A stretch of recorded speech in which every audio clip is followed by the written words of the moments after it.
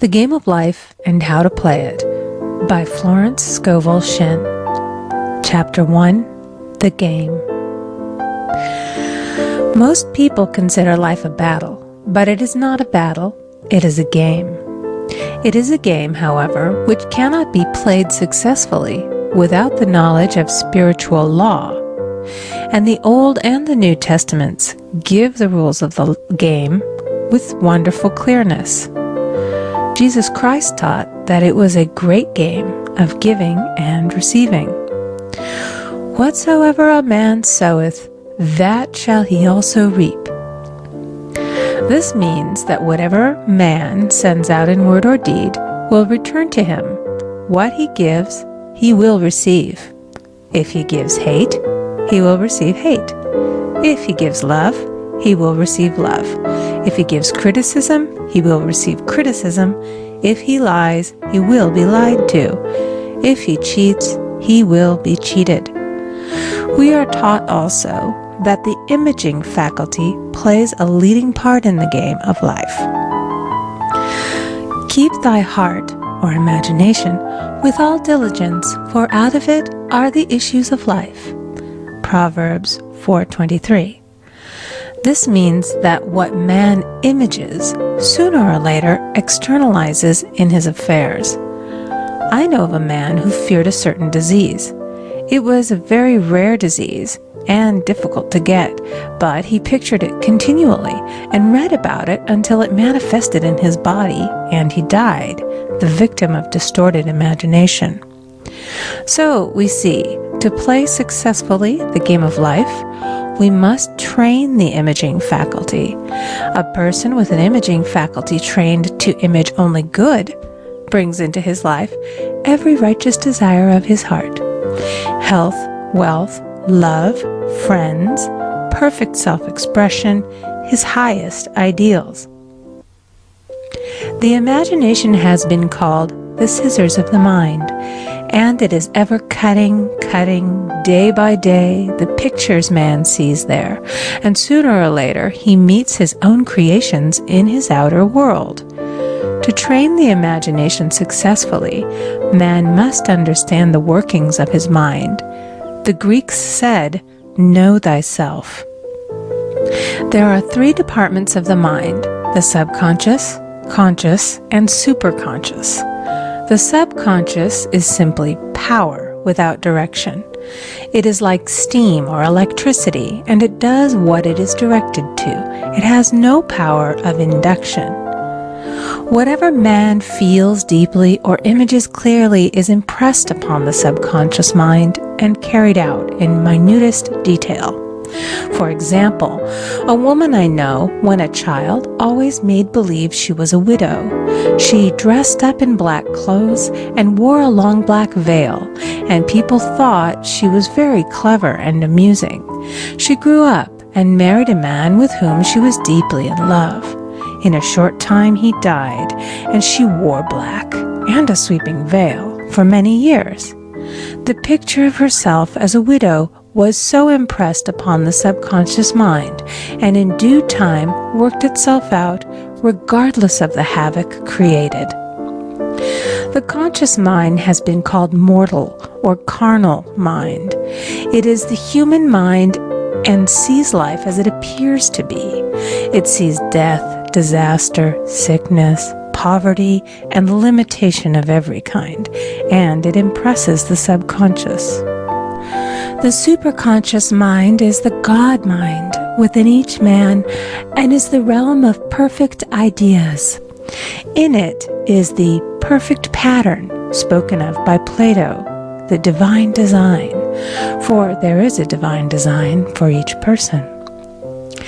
There is a place that you are to fill and no one else can fill, something you are to do which no one else can do. There is a perfect picture of this in the superconscious mind.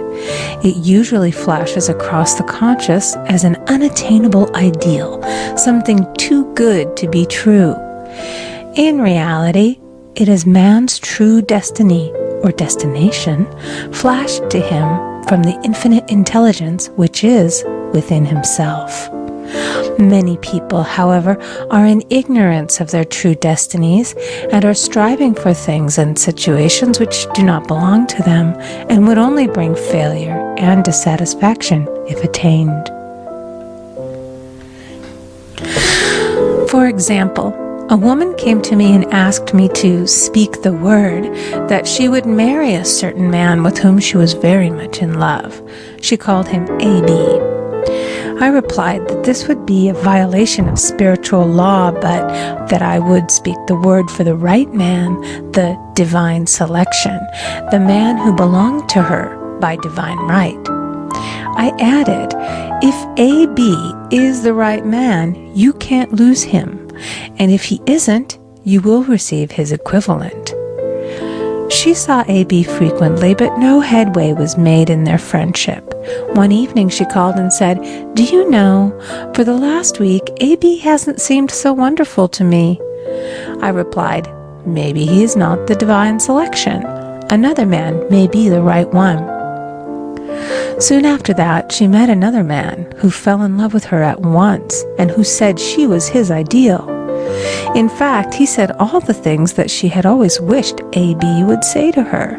She remarked, it was quite uncanny. She soon returned to his love and lost all interest in A.B. This shows the law of substitution. A right idea was substituted for a wrong one. Therefore, there was no loss or sacrifice involved. Jesus Christ said, "Seek ye first the kingdom of God and his righteousness, and all these things shall be added unto you." And he said the kingdom was within man. The kingdom is the realm of right ideas, or the divine pattern. Jesus Christ taught that man's words played a leading part in the game of life. By your words ye are justified, and by your words ye are condemned. Many people have brought disaster into their lives through idle words. For example, a woman once asked me why her life was now one of poverty, of limitation. Formerly she had a home, was surrounded by beautiful things, and had plenty of money. We found she had often tired of the management of her home and had said repeatedly, "I'm sick and tired of things. I wish I lived in a trunk." And she added, "Today, I am living in that trunk." She had spoken herself into a trunk. The subconscious mind has no sense of humor, and people often joke themselves into unhappy experiences. For example, a woman who had a great deal of money joked continually about getting ready for the poorhouse. In a few years, she was almost destitute, having impressed the subconscious mind with a picture of lack and limitation. Fortunately, the law works both ways, and a situation of lack may be changed to one of plenty. For example, a woman came to me one hot summer's day for a treatment for prosperity. She was worn out, dejected, and discouraged. She said she possessed just $8 in the world. I said, "Good, we'll bless the $8 and multiply them as Jesus Christ multiplied the loaves and the fishes."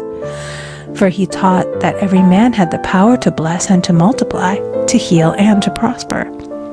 She said, "What shall I do next?" I replied, "Follow intuition. Have you a hunch to do anything or to go anywhere?" Intuition means intuition, or to be taught from within.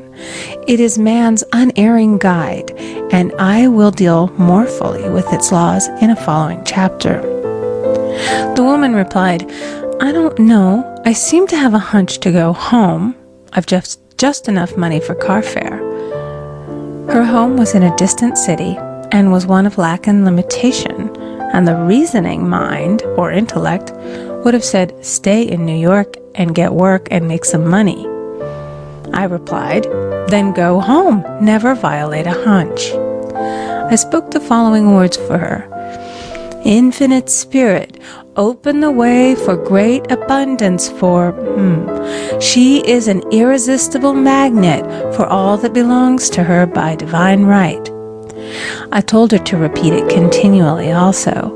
She left for home immediately, and calling on a woman one day, she linked up with an old friend of her family. Through this friend, she received thousands of dollars in a most miraculous way. She has said to me often, "Tell people about the woman who came to you with $8 and a hunch." There is always plenty on man's pathway, but it can only be brought into manifestation through desire, faith, or the spoken word. Jesus Christ brought out clearly that man must make the first move. Ask, and it shall be given to you. Seek, and ye shall find. Knock, and it shall be opened unto you.